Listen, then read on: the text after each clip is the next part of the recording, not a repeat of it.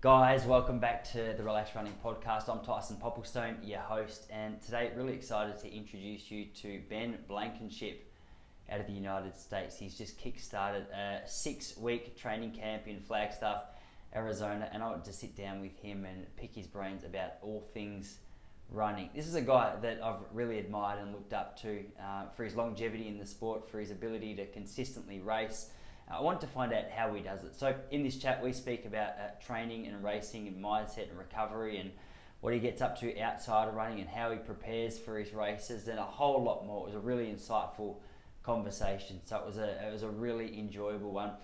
If you enjoy it, we've got a whole heap more episodes with the best runners and coaches in the world on the Relax Running Podcast, so make sure you go and check them out. But in the meantime, guys, I'm going to get out of your way and introduce you to the guest on episode 84 of the Relax Running Podcast, Ben Blankenship.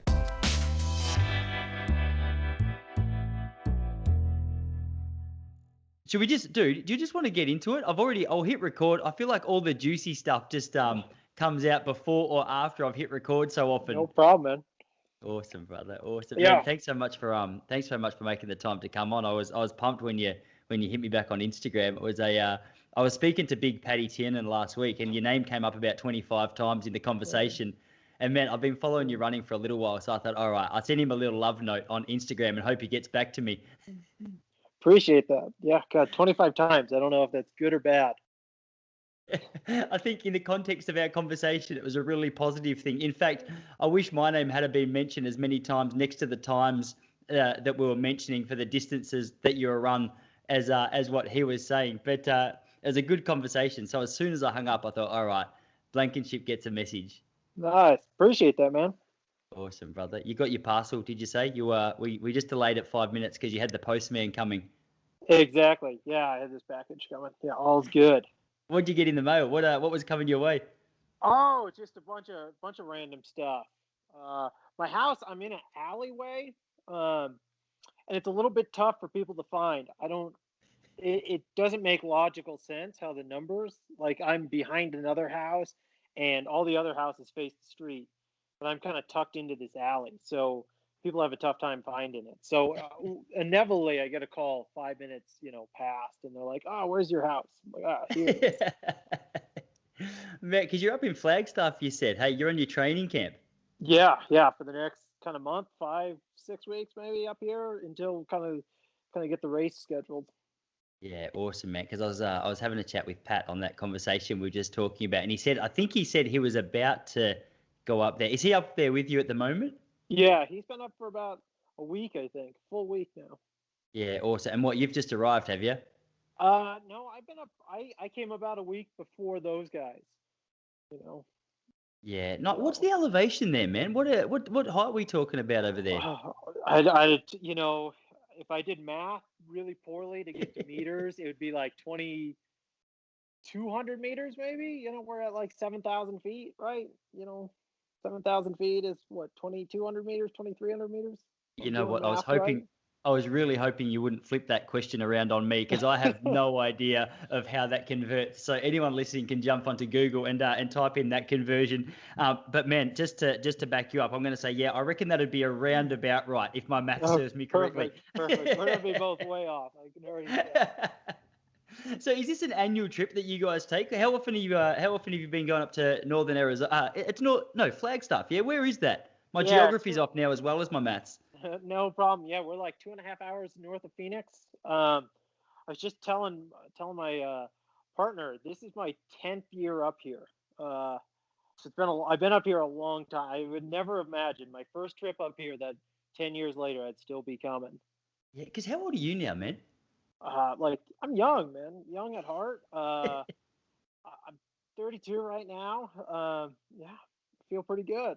Dude, please keep calling that young because I've got 2 years on you. I'm 34 and I've been going hard saying I'm young. Though you've got a better beard than me, I'm a little bit disappointed by that. I almost didn't recognize you without your headband on, actually. As soon as that head of yours popped up, I was waiting to see a big Nike tick at the front of a white headband. It almost threw me off. I thought, who is this stranger? Well, if anybody's keeping us young, it's Chris Thompson. That bloody good run of his last weekend. What's he done? I actually, man, this is I should have done my research before I You got on here. should have done more research. He just won the British marathon trials. And what time did he get across in? Man, I wish I should know it right off the top of my head. I know that he ran the Olympic standard, punched his ticket to go to punched his ticket to go to Tokyo. Yeah, I don't know it off the top of my head. I wish I knew, but it was a hell Yeah, of a run for him. far out, man. 39 I need years to. old, incredible. How old is he? 39, going to be 40 in like a month. Gee, I love stories like that. Though I was a competitive runner up until about 2013, 2014. Then when I Okay. realised the time that I was going to be running or was running were nowhere near you on the results sheet of after the race, I thought, you know what, I'm going to move on to bigger and better. I say bigger and better, but the truth is, I just wasn't as fast as I wanted to be. So Yeah. I used to get so much hope from that because I was about 25 at the time where I thought, all right, I think this is where we call it. But people like, who was it? Even Lagat is still running around. I haven't heard his name in the last 12 months or so, but he's still pumping out some pretty Yeah. ridiculous times. Is he? He's about 74 at the moment. Yeah, potentially. Who knows how old he is. Yeah, I mean, I think there's a lot, and I think people are hanging in the sport more. I don't know if that's because there's more opportunities, to move from the track to the road. There's not that stigma anymore. If it's brands that are sticking with people longer, or we've become better trainers. We don't run as hard, and we get more longevity. I don't know what the answer is. Yeah, it is a good question. I've found it interesting just over the course of the last 2 years doing this podcast, speaking to people of all different eras. And one of the Yeah. things that you sort of just touched on without even meaning to there is something that sparked a thought in my mind. Do you know Lee Troop? He's an Australian marathon runner living up in Boulder. He was about a 209, I think he was a 209 marathon runner. Potentially, maybe. Yeah, okay. I feel like if you knew the name, you'd probably recognize. He's a bit of a character. He's a real Okay. character in the running scene. But one of the things that he said was, yeah, it was difficult back in the sort of early '90s and even like the late '80s for a lot of the top runners because so many of them were, they were balancing like a full-time job, Yeah. and then they would have that on the outside. So it's a good point. Like I wonder how much of it is just time away from the sport and time to be able to recover that promotes that longevity. But it's funny, Yeah. 32. There's still plenty of athletes busting out some huge times. Like Nick Willis is still going all right, isn't he? Yeah, he's still going really well. I think there's a good crop of us still left, and I think if I look back, I think people still run really well throughout their 30s, especially if you have a little bit of momentum. I think it's hard to come back if you've been out of the sport for a while at this age, but haven't been in it for a little while. I think it's, all sides look good. It's all up from Yeah. here. Yeah, awesome, man. Well, how long have you been sort of moving along at some serious pace for? Like, what age did you have a bit of a breakthrough towards a professional level? I kind of have like two careers. I have like a good high school to college career that was like mediocre, let's call it. And then post college, do anything for a year. I got hurt, and then really until like 2014, I didn't really do much noteworthy. And then probably 15 until now, probably so 6 years. Yeah, and was that injury or was that headspace or what was going on in that period where things were a little bit of a plateau? It was injury. I had like I came out of college having run really well. I went to Europe, ran well there, and then I came off of it, trying to make this like big build going into the Olympic year of 2012, and I kept having this like issue that kept coming up, and I couldn't figure it out. And you're kind of on your own, but you're still kind of with your college, and it was just not a great environment. I was like half in, half out, and the resources that I knew of, just we couldn't figure it out. So I had this hip thing, and it was just like it'd be the weirdest thing. I'd get moving, I could go tempo, but I couldn't run. Like I couldn't go route and run like 6:30, 7 minute pace, but I could run fast. Um, it was just odd. And then I finally got connected to a bunch of people and figured it out. And then it was just like get the surgery, get it fixed, and then try to come back. And then I was young and dumb, and it would be like, okay, take a month, recoup, get stronger. And I'd be like, nah, let's just go run. Like, you just need to run. You're under the deadline already, so let's just go run. So I'd get hurt, 2 months later, and then get back into the same cycle. So. Man, I've seen that theme 1,000 times, not only in my own life, but I feel like that's just a universal middle distance runners thing, isn't it? Like we're so good at doing the hard work, but when it comes to just letting things recover and taking time out, I'm so glad to hear you struggle with that as well. Every year I think, okay, I'm going to be smarter. What do I do poorly? And then immediately when it happens, I'm like, all right, let's just keep grinding and we'll see what happens. Always the same result. Always. I'm still injured. Exactly. Matt, what are some of the other ridiculous things that you've sort of had to learn to master over the last few years, such as just grinding through an injury? Because, man, the amount of things that I look back at my career and I was like, okay, if I had my time again there, that would definitely get altered. I've got an endless list of things. And there's some real obvious ones apart from just the grind and see what happens that stand out to you. Yeah. I think, I look back a little bit and kind of what I did wrong. I think some of that's really true, right? Like you get something that bothers you a little bit, and if you would have just taken care of it right away, you wouldn't have thought about it. But you're so eager to look at the calendar and put training together on a piece of paper so it looks good that you don't want to miss that day. You're like, I'll just go do it. It'll be fine. And then 2 weeks later, that little something of nothing turns into something that is something. And then you're taking 10 days off or something. Mine are always catastrophic. It's like, take 6 months off, hope you get better. You're going to be in a coffin. You'll be fine. So I keep waiting for that day that like I just take like a dirt nap for, the rest of my life, but it hasn't happened yet. Thank God. No, that's funny, man.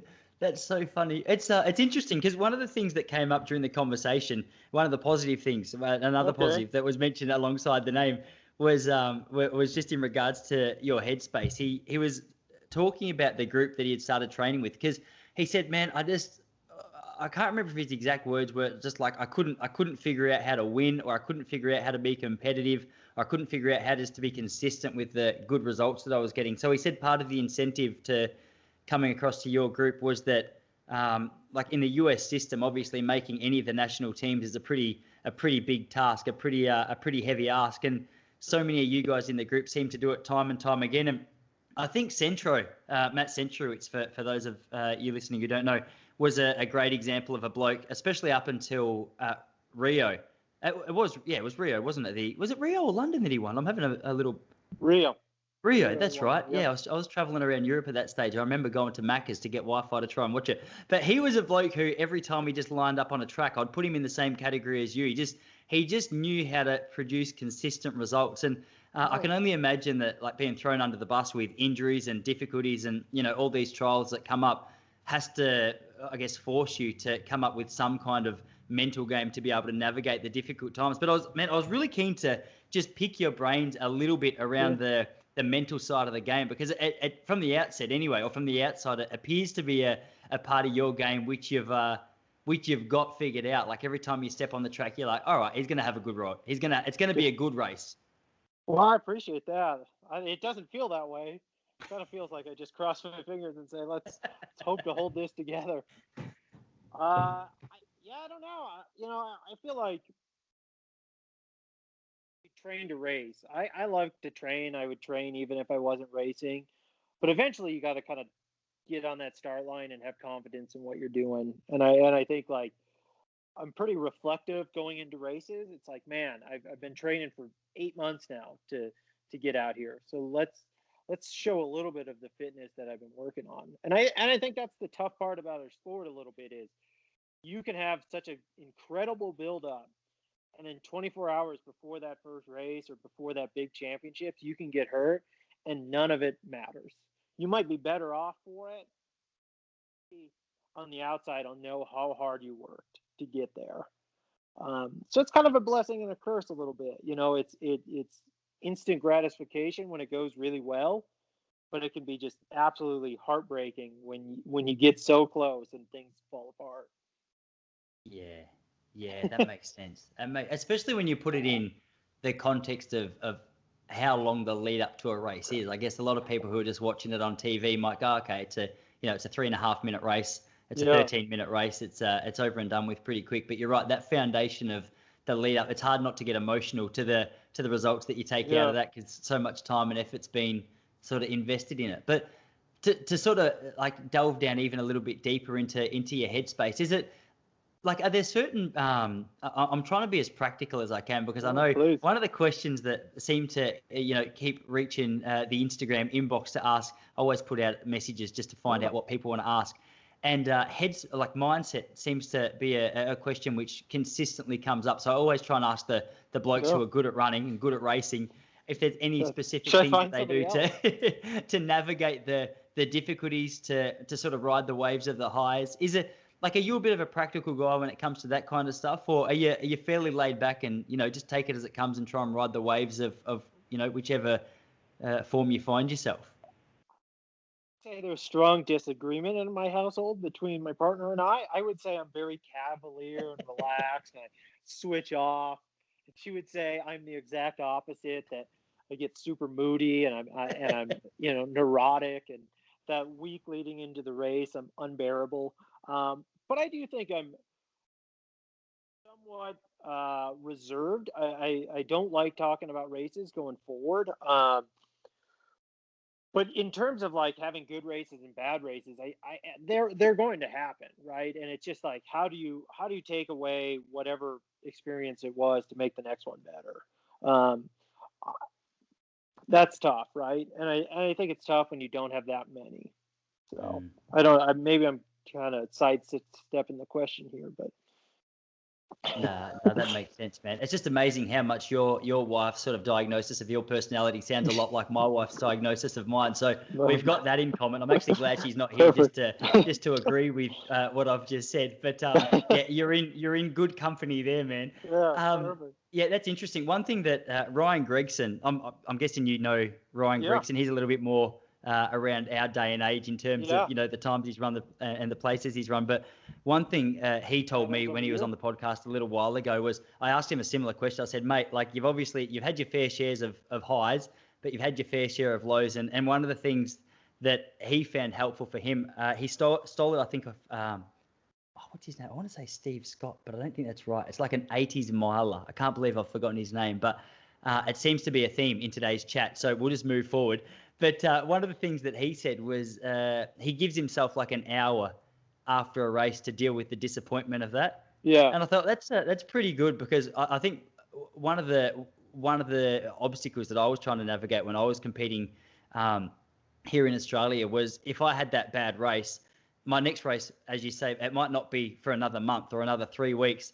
And I would find myself stewing a week and a half into the performance that I just had, gone, I can't believe I'm in such poor form. How am I going to turn it around? Whereas just that emotional disconnection between like, all right, the race is done. It was what it was. I'm just going to switch that off now. The way he spoke about it, I thought, that's a really fresh approach. Like, at least tomorrow you can wake up, you've got a clean slate, and it's, I guess you got your eyes focused on bigger and better things. So there seems to be a couple of things that you top athletes are doing that works in your favor. And I reckon if there was a secret ingredient or recipe that I could pass from you onto the whole audience, it'd be something to do with navigating those difficult periods in your running career.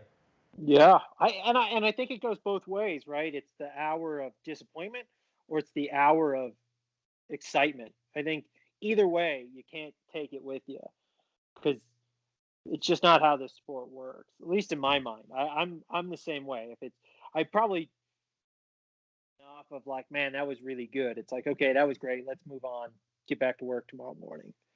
Yeah, no, that's awesome, man. So, and like, I feel like maybe I'm worse, because when people are like, tell me about a race of yours, all I can think of is the bad ones. So that's all that comes to mind.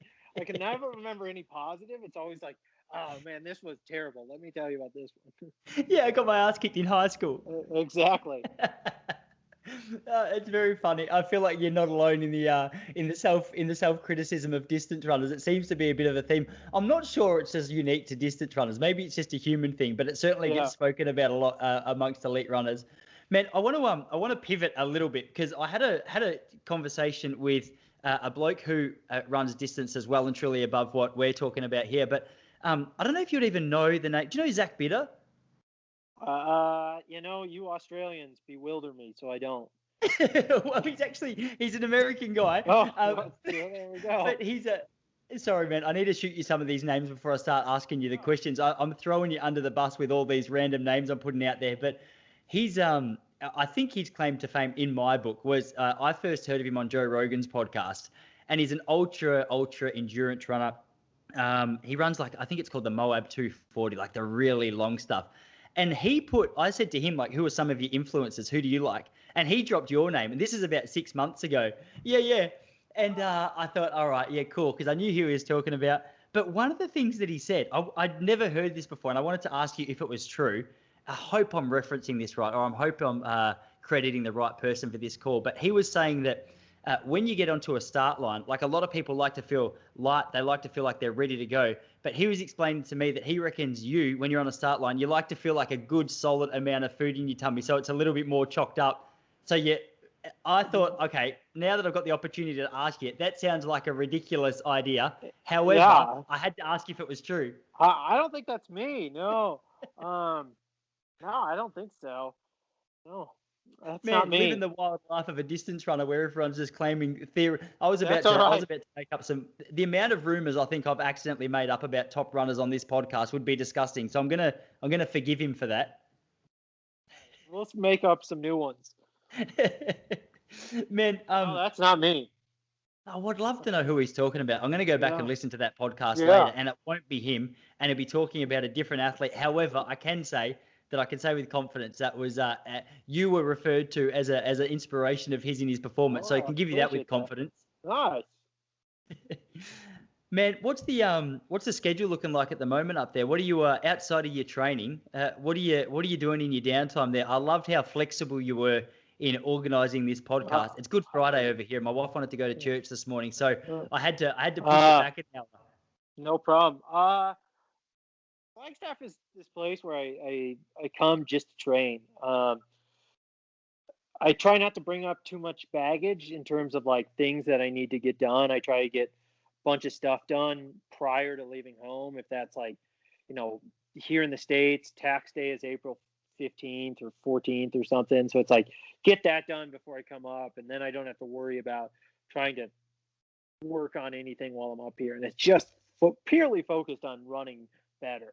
Saying that, I like to switch off and do other things, but really I'm pretty dialed in here. I feel like I do moderately good training when I'm at home. I get distracted and I go do something else. But when I get up here, it's like, okay, it's easy to run twice. It's easy to spend extra time doing stuff that might make me feel better, if it's recovery or if it's strength or if it's doing extra strides or if it's just talking shop. I feel like I really get dialed in when I'm up here.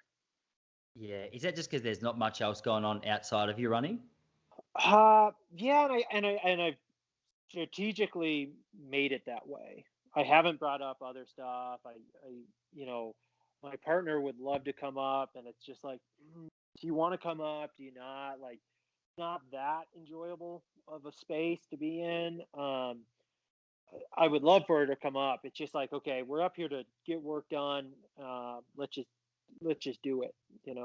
I'm inspired by coal miners who go off to some camp for 2 years, come back with buckets of gold, ready to retire. That's how I think of it. That's Work a cool for picture. A really hard time, fill your bags full of money, and come home and retire. I love that, man. I love that. Yeah, that's a really idea. cool. That's a really cool image. That's a cool image to take away. Keep you inspired when you're away from the family for a little while, hey? Yeah. Yeah, except for awesome. Mine's like 3 gold bars, 3 gold pieces, not buckets. You're not being greedy. You're not being greedy with your coal mining. No, I like that. So in terms of how you've structured your training, like obviously you've given us a little taste test there of, you're probably running twice a day and doing plenty of strength conditioning, strides and stuff. What does the training schedule look like up there at the moment? So is it 2 times a day every day, or like could you give us a walk through your week without giving away too many secrets? No, secrets are easy. I think pretty much everybody kind of does the same stuff, right? If it's 3 session weeks or 2 session weeks, if you're on a 10-day, 12-day, whatever cycle you're on, right? It's long run at kind of the end of it, and tempo somewhere, and threshold. I'm a pretty basic guy. I like 3 session weeks. I, I seem to I seem to work well off of it. It keeps my runs a little bit slower between the days, so I don't get too excited and run too fast or too far or something. So I like going, every other day and just working hard. Really, that's kind of my thing. And I don't, like a typical double. And I'm sure I'll get some flag for it. Sometimes I only go outside and run for 15 minutes. It's just enough to like warm up, and if that's followed by something, some other activity or not, it just varies. I'm not that dialed in when it comes to like, what am I going to do in the afternoon? Well, the afternoon is just like, do I go shake out? Do I run longer? However I feel, really. Some days I'll go out and run 6 miles in the evening, or I'll run 15 minutes. And 15 minutes might only be a mile, just kind of jogging around. Yeah, that's interesting, man. I reckon that'll strike a chord with a lot of people because, like you, I don't know if this is like you anymore, but growing up, I was a pretty strict keeper of a training diary, and I like the I think I like the romanticism of it, looking back and seeing, oh wow, look how consistent I've been for 47 days, and Exactly. like the idea of listening to how my body felt played very little part in what training was being done because my goal was, okay, you're going to run 60 miles this week, no matter what. And I think that led to plenty of poor performances. But like the beauty of looking back at a training diary, it's nice to see the work that you put in, even on the days where you probably shouldn't have been. But I think I guess the obstacle with keeping a journal like that is that you can get so caught up in distance at the end of a week, and you can equate distance with some, made up version of what kind of form that you're in. So I'm guessing that firstly, do you keep a training diary, and secondly, I'm guessing that the grip, that how many miles you've run per week, plays very little impact on your overall sort of focus for the structure of your week. Yeah, I'm not too tied to overall mileage. I think I'm pretty consistent within 10, up or down. The best thing I think that's kind of happened is the invention of these watches. I'm not too like tethered to my watch, but instead of coming back home or finishing the night or at the end of the week, writing it all down, right? And I think that's kind of the typical, you know, way of keeping your training log. It's like, okay, I'll write it down at the end of the day or at the end of the week. I try not to, because then I get too caught up in like, oh, maybe I should have done more, or maybe it's too much, or this or that. And it's being able to go back on my watch 6 months from now, postseason, and rewriting it and saying, okay, this is kind of where we went. I have a really good 2 week swing. I always do. I write down on a whiteboard, like, this is what I want to accomplish for 2 weeks, and this is what I did 2 weeks ago. And then I erase it, go from there, right? So it kind of jumps back and forth in the categories. This is next 2 weeks. This is going to be the last 2 weeks, right? Yeah, cool, man. Like, so how much detail do you go into on your whiteboard? Is it just like an overall message for the next 2 weeks, or is it like a bit of a detailed idea of what you've got planned for your sessions? It's pretty detailed. It's a lot of ideas, right? Like there might be like 3 options for sessions, depending what we're trying to get done, and kind of playing around with it, right? It's like, okay, what do we need to fit in, and what are we really working for in this block, right? If that block is to get in the best 10K half marathon shape, or is it a block to get in the best 15 3K 3 5, whatever you're trying to accomplish, right? And it's just keeping that in mind when you're writing the sessions, and knowing that the last 2 sessions are going to catch back up, so you're kind of playing around with it. Yeah. What's on there at the moment? Right now, not, right now it's just like came off kind of general stuff in Eugene. Did a good session before. I wanted to rip a good session in Eugene at level, and then come back up. And really, I think there's a couple of different ways to approach it. This, like I said, this is my 10th year in flag. So I come up, jog, post travel. Next day, I like to go out and just immediately get myself in the hurt locker and be like, all right, camp started. This is gonna suck. Let's do it. And I think the other approach is to kind of like, ease your way into it. I just can't be bothered with that. I want to immediately be like, this sucks. I puked on the side of the road. Let's get to work. Yeah, that's awesome. What was the welcome to Flagstaff session this season? I did basic. I just do time. It's it's too hard to like.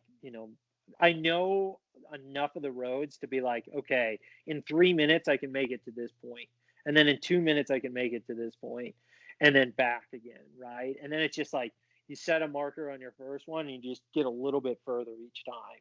So it's playing around with that. Yeah, it's so funny, man. This is why I love these conversations with you guys, because I reckon from an outsider's perspective, we look at an elite runner and we say, and I've been exposed to the sport long enough now to know it's not true, but I still find it interesting. I think there's a misconception that the elite runners are looking at every minor, tiny detail of every session, of every up and of every down. And like my audience is probably sick of me saying this, but I feel like it's the complete opposite with so many top runners. Like Stewie McSwain, when he came on, he was saying he doesn't even run with a watch.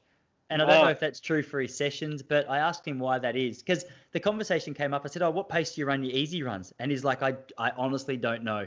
He's like, I just run, like you were saying, I run to how I feel. And I'm sure some days it might be 3 minutes 50 per kilometer. I'm not sure what that equates to for a mile. Not that you need it. You've been in the sport long enough now. I bet that mental maths is hot. But I thought that was really interesting. It seems to be a theme amongst so many runners that, okay, they're actually, rather than being really good at nailing and dialing into like the nitty gritty details, they're actually good at taking like a bird's eye picture or like that whiteboard approach of like, what does the next couple of weeks hold? And I don't know exactly what it is. Maybe you can help me out here, but it seems to be a freeing approach that allows you to get a little bit of distance from the sport and either way, like not get too caught up in the euphoria of a good race or a good session and probably not get too bogged down in like the disappointment of a bad session. Yeah. I don't know.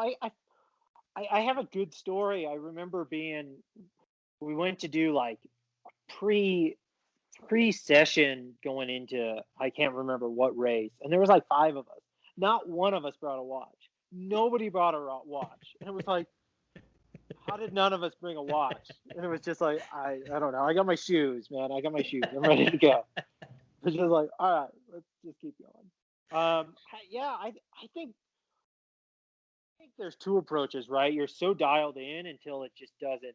You're fit. Let's move on. I think it's when you're not fit and you're counting the days to that race, and you're like, every day counts, every hour counts. How do I maximize it? Well, once you're in shape, sometimes it doesn't matter. Sometimes it's just like, go work really hard, move on with your day. I find that more true than we're all super easy going. I think when you're in shape and you're in shape, it don't matter, right? I'm just gonna go out, work really hard, and my fitness will come. Yeah, that's interesting, man. Have you got any like for the times that you've experienced lulls in your career where you might not be running as well as what you'd anticipated at that time? Have you got any sort of shakeout secrets, or is it just, okay, I'm just going to go and put in the work until things click? Obviously, outside of injury and things like that, when it's more just when the blood levels are fine and the body's feeling fine, but for whatever reason you're just not running as well as what you feel you should be. Those are tough, right? I wish I had some secrets. If you get some secrets, pass them on. I'll shoot you a message. Yeah, please. I think a lot of times it's want to be running fast, so then you force everything to be fast, right? You say, my training, let's just use an example. My training puts me at a 4-minute mile, so I should run 4 minutes. And then every time you stand on that line, you're like, okay, I got to run 60s all the way through. And then you're trying so hard to do it that you just don't let it happen, right? It's like you're tight mentally and physically, and every lap becomes harder than it needs to be because you're just working that much harder. I don't know if that answers the question so much. I do think sometimes it's just like how much the mental side does affect it. Yeah, no, it definitely makes sense, man. Like I can say, and this is where like the beautiful analogy of distance running just spreads through every area of my life. Every area of all of our lives. It seems that the worse form we're in, the more tense we get about it, Yeah. the harder everything seems to be. It's Exactly. I love that. I don't know. I think I'm quoting this correctly. A Bruce Lee quote where he just talks about being water, just going with the flow. Like there's gonna be times where it's easy. It's gonna be times where it's difficult. But hey, like the more seriously you take yourself, the harder it's going to be to get through that period. And I think that's always a really refreshing attitude because like I look back at my own career and the difficult times you can see them like with the beauty of hindsight where you go, oh, okay, it actually didn't seem, it wasn't really there for that long. It might have been a month here or there. But you look back and you're like, all right, like in hindsight, that wasn't such a serious issue. But when you're there looking at it so closely, it's like, oh, come on, like this. I've been in this for 3 weeks now. It's tough, man. It's tough. Yeah, man. What do you so in you mentioned before, you're doing a bit more like with your strength and conditioning and your recovery and stuff up there. What does that look like at the moment? How many strength and conditioning kind of sessions are you doing in a week? Probably 3. I'm a keep it super simple kind of guy. I believe that like you'll probably run your best if you're symmetrical. Like we're going to be weak. You're going to find weaknesses. It's just making sure that your right and left side are equally as weak. So I do a lot of like, and I'm sure a lot of people talk about it. It's just trying to find a balance of like how much can you do and still bounce off of it. You don't want to be neurologically shot. You don't want to be physically shot. You want to still wake up the next day and feel good. So I end up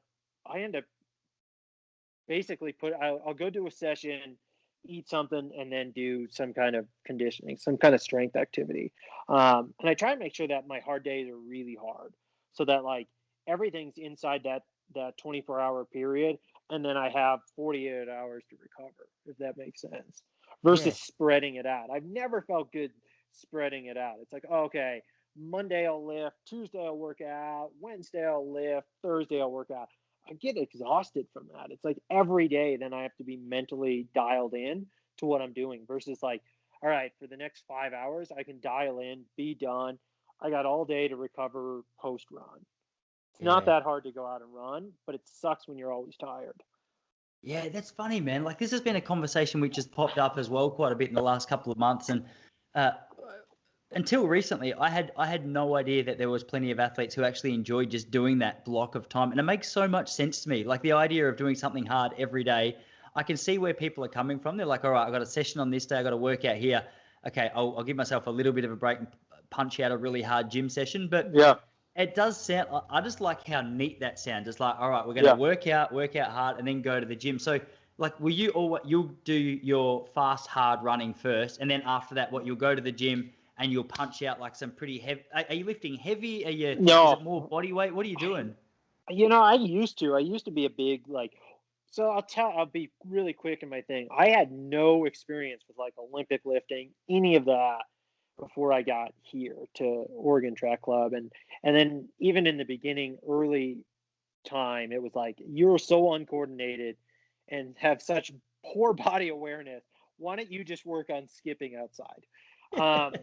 So then I've really just come down to like functional movements. It's just like, what do I need to run fast? It's hip strength, it's calf strength, some flexibility, it's mobility through like your thoracic spine, it's getting your shoulders to move. I would absolutely love to get in the gym and like move heavy weight all the time and look like a stud. But that's not me. I wish it was. It's not me. I'm just not neurologically connected enough, maybe. I just lack that fundamental foundation to be successful in it. And I think when you think when things have gone really well, it's like, do I want to take the risk of the unknown of really working on it to get better? Or do I want to kind of stick to the known and just get stronger in what I need? So I've always kind of taken that approach. It's like, all right, here's the unknown. What's the risk? And here's the known. And what do we know we'll get? And I think you have to dip your feet into the unknown. But I don't think you want to rewrite your whole training. At least for me, I've never been willing to take that risk. And maybe that's why I'm where I am in my career. Yeah, it's a smart approach, man. I like it. I really like that. Dude, I'm sorry. I've wanted to jump back to this question No, since go for it. a little bit ago. So sorry if I'm jumping around a little bit. But I asked you about your Welcome to Flagstaff session. But I think you mentioned that there was a Goodbye Eugene session that you did Yeah. that you were pretty happy with. What did you have on the schedule at that particular Oh, time? we I kind of jump in and out with the guys a little bit, and just had a really good track session. Just like move through the gears, knowing that probably wouldn't get that opportunity for a week, maybe 10 days. And it was just nice to like do something tough, right? You get on the track and you start moving in that like 15 3K pace with shorter recovery and just get it done. And you just leave Eugene feeling good, right? Um, and if it would have went terrible, it's like, okay, then I got to really get the flag and start getting in shape. Um, but I think to do that kind of session down in Eugene made sense before we traveled up or before I traveled up. Um, so that was kind of it. I'm a little vague on my sessions. I don't want to give too much away. No, fair enough, man. If I was running as fast as you were, I wouldn't be giving too much away either. I always love it. I think I saw Jordan Hussey start a Strava profile a little while ago, and I went to follow it, and I noticed it was set to private, and I was like, clever girl, clever girl. You know how many people will be, having a look around at the times that you're running and the paces that you're running and trying to sell it off as their training program. Yeah. So What about in terms of your recovery? Like, are you doing anything there, or is it pretty stock standard? Like you're focused on your diet and you're getting some massage here and there, or like what um, component, what role does that play in your training? this is a big year. So during COVID, right, we were kind of in lockdown and not much changed for me. I have a home gym. I run right from my house, so I was really lucky in that sense of like not much change. But the one thing that did change was like, do I want to go see a massage person? Do I want to go out into public to do that stuff? And I really didn't. So I kind of like scratched my head and decided like, all right, let's play around. What can we do to recover? And what I ended up finding is I like ice baths. I like the idea that like it sucks, right? You get in it, it sucks. Maybe it's like the mental like toughness of just sitting in there. So I ended up making like a chest freezer ice tub because I was too conscious about like, okay, every night I'm going to do this ice bath. Well, you're wasting so much water, and then my ice maker is constantly making ice, and it just didn't seem sustainable, and I didn't really think it was like environmentally friendly to do it. So I ended up getting an ice chest and filling it with water, and then it just constantly stays at whatever temperature you set it at. So I was doing that every night, and now that I'm here, I try to elevate my legs like 2 times, 10 minutes a day. I know they make like those air compression things. Um, I just can't be bothered to go get one of those. It's like legs up the wall, back to high school days. Let's do it. Yeah, perfect. I've seen a couple of pairs of those blow up pants, and you have to be a confident man to put them on because I haven't seen too Exactly. many stylish looking ones yet. Also, haven't seen too many Instagram photos of those pants on.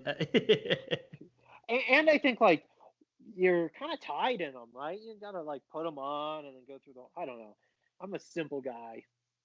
Man, I love that. I love that. Outside of your running, what are you doing to keep yourself entertained? Because I started watching Morgan McDonald's YouTube channel, and Okay. I watched his first video, and one of the things that he spoke about, he's like, look, I'm not complaining. I love distance running, but being a professional distance runner can be sort of boring. He's Oh, like, it's I like my terribly own boring. time. He's like, so I'm starting this YouTube channel as something to do. And I was Yeah. like, I heard on the street that, and I don't know if I got these facts wrong as well, that you're a little bit of a car guru. Not guru, just collector of junk. Let's call it that. So is that like what are you doing to entertain yourself outside of are you a Netflix man? You're working on your cars, looking Y- after your family, a little bit of all. Yeah. I got 2 dogs that keep me highly entertained. Yeah, kind of stuff like that. We're not far from the beach or the coast. We're like 90 minutes. So we go to the coast once in a while. And besides that, I feel like stuff kind of constantly comes up if I don't know. I feel like I thought I would do a bunch more during COVID, but I found myself really busy with like just random stuff. If it was I don't know. I can't give you any examples. Everything's kind of blanking my mind at the moment, but found myself really busy. I thought like I'd go fish a lot, I'd work on my cars, and really none of that happened. It was just like helping people out, I guess. Yeah, man. Nah, interesting. Dude, it's interesting. So you're a bit of a fisherman. So my brother-in-law, he moved to, I don't know if you know, I don't know how small this town is, but it's about, I think it's a few hours from you, Medford in Oregon. Yeah, I know Yeah, so Medford. I was That's hoping that awesome. wasn't just like some tiny little country town that no one had heard of. But so he, long story, bro. Back Yeah, in 2012, he met a chick on Instagram. Don't ask me how it happened, but it did. He got married to her in 2013, moved to Medford, and I've been over there 3 times, and every that's time I awesome. go, it's got to do with we're out in the what do you guys call it? Out in the forest, out in the bush, and we're out on the rivers. He's trying to catch bull trout, and That's man, awesome. the amount of love that nature throws you guys has been pretty nice. Hey, like it's a good place to be Yeah. as a man who's keen to fish. Yeah, Oregon's a super cool place, and Medford, Ashland area has incredible running. Oh, I love Just Ashland, man. Makes me absolutely want to be a hippie every time I go there. no, that big watershed behind Ashland, man, you can run for miles up there. We took a long vacation down there one time, like 5 days, and it was like, man, you can get out and just run all day, just a blast. Yeah, it was crazy. Last time we were there, I want to say it was 2014, and they were filming some movie in Ashland with I think it had Reese Witherspoon. I want to say it's called Wild or Oh something where yeah, yeah, that she goes hiking on some thing. monster walk. And Yeah, Ashland, it was I think it was fall. It was super pretty, man. Like the that's colors were awesome. insane. And I saw a big film crew standing around a small tree, and it looked like they were sort of manipulating leaves or whatever. And I Okay. got the curiosity got the better of me, and I went up to them and I was like, "Hey, what are you guys actually doing there?" And they're like, "Oh, we're sewing on some really colorful leaves to this tree." And I was like, "Dude, you don't need to. Like, this is this is perfect as it is." So that's like a little memory of Ashland. But yeah, in That's terms hilarious. of there's not many places I've been that I've seen sort of the natural beauty that Oregon, or especially Medford. I've been to Eugene briefly, visited Pre's what do you call crash site Rock. and everything like that. Because Yeah, as an Australian distance runner who grew up with Pre's his hero, I thought, okay, it's just yeah, you have to tick that off your list. yeah, Um, but I don't know a lot about Eugene. But yeah, the rest of the countryside that I've seen, it's yeah, been sort of mind blowing, man. yeah. It's super cool. Super Yeah. cool. So, dude, what do you got planned in terms of races and things like that? I know, well, the next 6 weeks are probably just, hey, let's train. But have you got Yeah. anything on the horizon, like apart from Tokyo? Trials. I keep telling people when they ask when are you gonna race, I'm like, I'll probably race at the trials. That's my Yeah, next one. sure. I don't know yet. I think the outlook right now with COVID is pretty positive. I think the vaccine's rolling out really well. So I think there'll be opportunities, but I think you have to be fairly flexible. And I think like if an opportunity presents itself to go to Doha, I'd probably go. I think you can't turn down opportunities. But in saying that, if there's some great opportunities around the states, I will probably find myself there.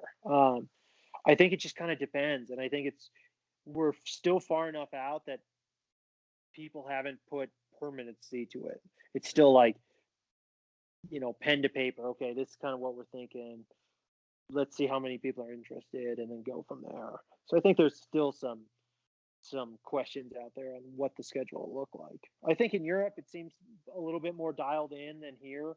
I think here it's a lot more people that are like, okay, let's put on a meet during the night and run 15, 5, and 10 and see what happens versus a whole meet, right?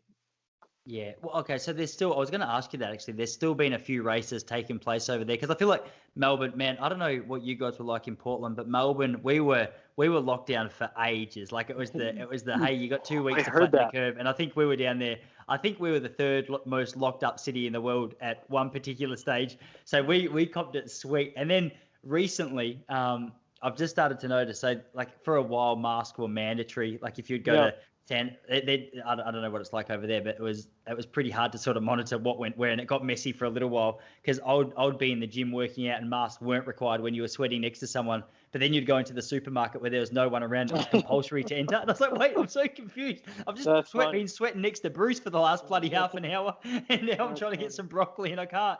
That's hilarious. No, I think it's here kind of the floodgates, right? Like some states didn't care at all. Some states were locked down. I felt lucky that like Eugene's a pretty small town, especially when you remove the college kids. And I'd go out and run and see maybe one person, two people, right, in the mornings. And it's like my level of concern is pretty low when I work out in my garage and I don't have to go anywhere for work and I run and I see one or two people. It didn't really stress me out too much. And I do think it was kind of a benefit for me. It was like, okay, we can take care of things that were going to be a problem, and we knew were going to be a problem that we're just gonna like bandage up and just like smile our way through. Um, so the year hopefully has helped me. Not to Yeah. bring it back to me. Yeah, no, awesome, man. Are you mates with Andrew Weeding? Weeding and I were good friends for a while. He's up in Portland now, working kind of kicking ass.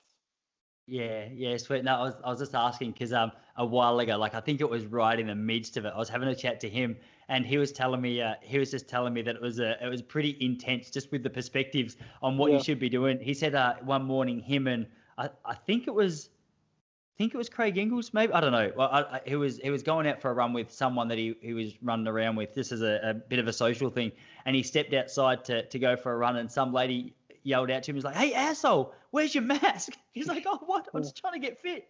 yeah, yeah. And I think I understand that whole thing. I think it's tough. I think, yeah, it was tough. We'll see. We'll see kind of how it unfolds right now. So, Awesome, brother. Awesome, yeah, man. Well, dude, I can see that sun is going well and truly down behind you. yeah. It's surely dinner time over there, isn't it? Close. Yeah, close. Yeah, awesome, brother. I'll wrap it up. I'll wrap it up for you in just a minute, man. But Oh, man. any other words of wisdom that you want to leave the audience with? There's plenty of. Oh man. I've been trying to gauge who the actual audience is, and there seems to be a nice crossover between athletes of all levels. But I think from what I can tell, there seems to be a lot of new athletes, just new runners getting on board who are just trying to find their way in the scene. So I'm always curious to know if there was anything that any athletes wish they had known when they were starting out, or wish they might be able to just magnify it a little bit. Yeah. So I thought I'd throw that to you and see if Yeah. you had any words of wisdom for like a relatively new runner who might be trying to find their feet in the sport.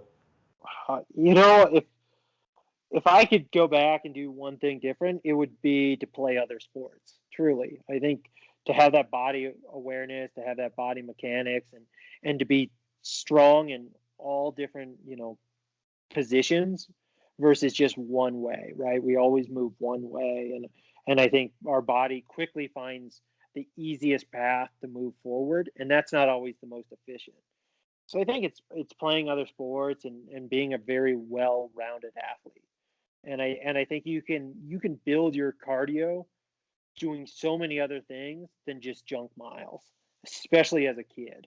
You brought up Weeding. Weeding was a prime example of a guy that probably didn't run that much, but was a cardio machine and could step into the 800 with limited training and still get great results, right? By just doing other sports. Yeah. So I think that's really valuable, and that's one I wish I would have known, right? I didn't know anything. It's just like, oh, you're good at running at 14. Let's like progress. Man, that's great So, advice. It ties in beautifully. I've had a couple of strength coaches over here. A bloke called John Quinn, who our audience is well and truly acquainted with now, who spoke about the same thing. He said that back when he was a kid, adults would get adult injuries, like they would do their ACLs because they were a little bit out of shape. He said, but at the moment, like there's so many 14-year-old kids playing soccer or Australian football who are starting to get adult injuries. And the reason is because well, so many of these young kids are trying to specialize at such a young age that their yeah, body, it gets so used to one particular motion that as soon as you exactly. throw it out and put a bit of pressure on, you start seeing those injuries. So, man, I reckon that's incredible advice. That's really good, bro. But man, hey, once again, I want to thank you so much for No coming on. problem, man. Sorry to delay it by an hour. I No problem. appreciate your No flexibility, bro. problem at all, man. And I'll be cheering for you from over in Melbourne, man. Looking forward to seeing Appreciate you it. back on the track and putting up some big times, bro. So, man, maybe later in the year, if you're keen, you want to do a round two after. Hopefully, Tokyo goes ahead and you put some more Yeah, times on the board. Love to have you back on, brother. appreciate it, man. Thanks for the invitation.